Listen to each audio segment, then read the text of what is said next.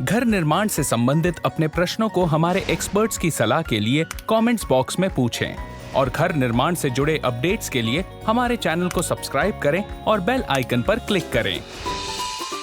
भूकंप ये एक नैसर्गिक आपदा है जिससे कई घर संसार बिखर जाते हैं और लोगों की जानें जाती है।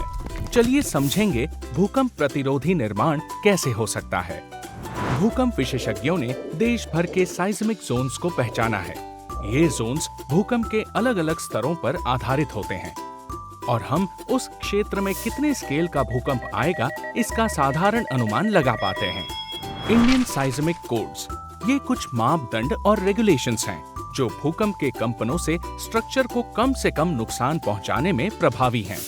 निर्माण से पहले अपने स्ट्रक्चरल इंजीनियर से इसके बारे में और जानकारी लें। बिल्डिंग्स का आकार सिंपल बॉक्स जैसा होना चाहिए। इससे स्ट्रक्चर स्ट्रेस को ज्यादा समय तक सह पाता है। अगर सीढ़ियां स्ट्रक्चर से जुड़ी हैं तो नुकसानदायी हो सकता है। ऐसे में दोनों के बीच थोड़ा गैप होना चाहिए। ब्रिक मेसनरी को भूकंप से बहुत नुकसान होता है। ईंट काम में दीवारें लंबी और पतली ना हो और उनके दरवाजे और खिड़कियों का आकार छोटा होना चाहिए और वो कॉर्नर्स में ना हो। भूकंप रोधक डिजाइन में हॉरिजॉन्टल बैंड ये बेहद जरूरी होते हैं। इनके कारण पूरा स्ट्रक्चर एक यूनिट बन जाता है। बाहरी दीवारों में दरवाजों और खिड़कियों के ऊपर एक कंटिन्यूअस लिंटल बैंड होना चाहिए। स्लैब लेवल पे भी एक कंटिन्यूअस बीम होना चाहिए। नींव से लेकर छत तक वर्टिकल रीइंफोर्समेंट लगाने से बिल्डिंग के स्ट्रक्चर को भूकंप के प्रेशर को सहने की क्षमता मिलती है।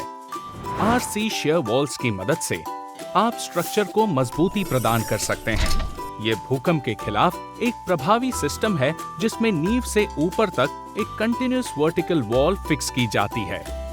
ये थी कुछ बातें भूकंप रोधी निर्माण के बारे में।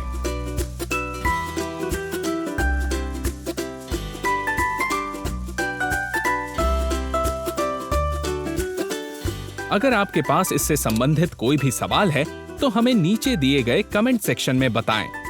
देखते रहिए बात घर की अल्ट्राटेक की ओर से।